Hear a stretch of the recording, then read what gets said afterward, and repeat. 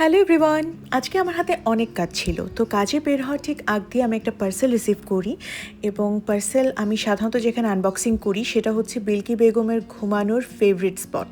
তো তাকে যথারীতি ভাগিয়ে দিয়ে আমি পার্সেলটা এখন আনবক্স করব। এটা খুবই স্পেশাল একটা parcel because it came from ওমি Brotherhood which is a very renowned Japanese brand এবং তাদের রিসেন্টলি একটা ফ্র্যাঞ্চাইজি ওপেন হয়েছে বাংলাদেশে এবং তারা আমাকে একটা খুব সুন্দর একটা ছোট্ট গিফট হ্যাম্পার পাঠিয়েছে, যার মধ্যে একটা সানস্ক্রিন ছিল। সানবিয়ার্স অ্যাক্টিভের এই সানস্ক্রিনটা অনেকেরই পরিচিত। কিছু চকলেট ছিল এবং একটা লিপস্টিক কাম লিপ বাম এরকম কিছু একটা ছিল। এটা নিয়ে আমি পরে ডিটেইলে জেনেছি আর কি। আর বিলকি বেগম টেবিল না পেয়ে মনের দুঃখে বিছানায় ঘুমাচ্ছেন।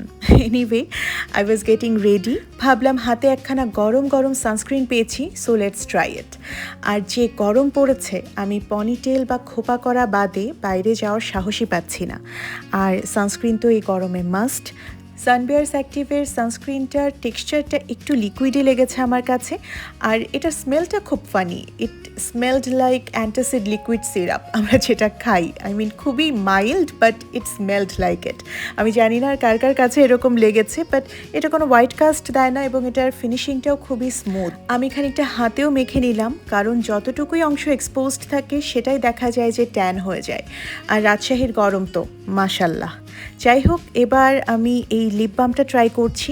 এটা খুবই মাখনের মতো নরম একটা টেক্সচার দেয় এবং এটাতে একটা খুব ন্যাচারাল কালার আছে। আমার যেটা কালার সেটা হচ্ছে পিঙ্ক বিচ, আর এটা প্রত্যেকের ঠোঁটের কালার অনুসারে একটা ন্যাচারাল টিন্ট দেয়, যেটা দেখতে মনে হয় যে আপনার ন্যাচারাল লিপ বাট বেটার।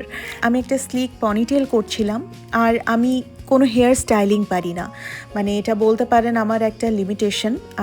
আমার চুল যেরকম হয়, খোলা রাখলে ফ্রিজি হয়ে যায়, সো আমি আইদার খোপা করি অথবা পনিটেল করে রাখি। আর এই সাদা জামাটা দেখতে কি কমফোর্টেবল আর সুদিং লাগছে না? এটা পরতেও খুবই আরাম।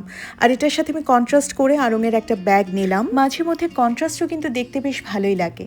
আর এই গরমকালে আমাদের অনেক কিছু ক্যারি করার প্রয়োজন হয়, সেই হিসেবে ব্যাগটা অনেক স্পেশাসও। আর এই ঘড়ি নিয়ে আমি অনেক ইনকোয়ারি পাই। এটা পিয়ার হিসেবে এসেছিল aesthetic mart by Sharmin Promi page থেকে। আমি কমেন্টে ট্যাগ করে দিব, আপনারা চাইলে এই পেজটা ভিজিট করতে পারেন। So my bag is ready, I am ready. আর এই জামাটা কিন্তু আপনারা ঘুরিতে পেয়ে যাবেন, যেটা আমার ব্র্যান্ড। এত আরাম পরে আপনারা জাস্ট ট্রাই ইট। এটা একটা সিঙ্গেল কামিজ, আপনারা নিজের মন মতো ওড়না সালোয়ার দিয়ে পরতে পারেন। আর যে কোনো জায়গায় গরমকালে বের হওয়ার আগে কিন্তু হাইড্রেশন মাস্ট। এক বোতল পানি নিয়েও বের হবেন, খেয়েও বের হবেন। আর কি মনে করে আমরা আজকে যেন দুপুরবেলা বের হয়েছি, এত রোদ ছিল যে টিউবের সানস্ক্রিনে কাজ হয়নি, আমাদেরকে মুখের উপর ম্যানুয়াল সানস্ক্রিন দিতে হয়েছে। এনিওয়ে, আমাদের ফার্স্ট স্টপ হচ্ছে আড়ং। আমি দেখতে আসছি একটা চুড়ি রাখার বক্স, যদি সুন্দর কোনো একটা পাই তাহলে কিনবো। আর কথা তার নিজের পার্সোনাল কাজে এসছে। আর এই যে জাতীয় জামা দেখলাম, যদিও এই কটন জামা আমি 2000 টাকা দিয়ে কিনবো না, but the dress is pretty. আর সিরামিকের কালেকশনগুলোও আড়ংয়ে বেশ ভালো এসেছে। এরপর আমাদের সামনে একটা প্রোগ্রাম আসছে, তো সেটার জন্য আমরা ভেনিউ এক্সপ্লোর করছিলাম। বেশ কয়েকটা লিস্টে আছে, তো দেখে দেখে আর কি এক্সপ্লোর করতে হবে। আমরা প্রথম ভেনিউতে এসেছি, দেখে বেশ ভালোই লাগলো। দেখা যাক কোনটা সিলেক্টেড হয়। এরপরে আমরা অনেক টায়ার্ড হয়ে গিয়েছিলাম, কারণ এত গরম। আমরা চলে গিয়েছিলাম ক্রাউড জোনে গিয়ে আমি একটা ফালুদা অর্ডার করেছিলাম, কথা মাল্টার জুস খেয়েছে। অ্যান্ড বাই দ্য ওয়ে, আমি কিন্তু আড়ং থেকে একটা চুড়ির বক্স কিনেছি, যেটা আমি হয়তোবা পরের কোনো একটা ভিডিওতে শেয়ার করব। তো আরও কিছু টুকটাক প্রয়োজনীয় কেনাকাটা ছিল, সেগুলো কমপ্লিট করে finally I am back home sweet home.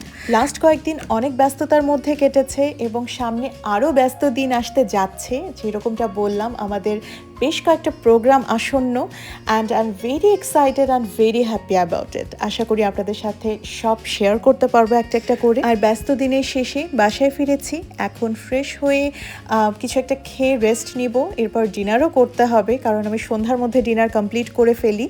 আমার ভ্যানিটির অবস্থা একদম জগা খিচুড়ি হয়ে আছে। আমি নেক্সট যেদিনই অর্গানাইজ করব, অনেকে রিকোয়েস্ট করছেন ভ্যানিটি অর্গানাইজেশনের ব্লগ দিতে। I will do that for sure, I promise. আর এখন এক কাপ ব্ল্যাক কফি খেতে খেতে কালকের দিনের জন্য প্ল্যান প্রোগ্রাম তৈরি করব, টু ডু লিস্ট তৈরি করব। So let me know your feedback everyone. Thank you for watching.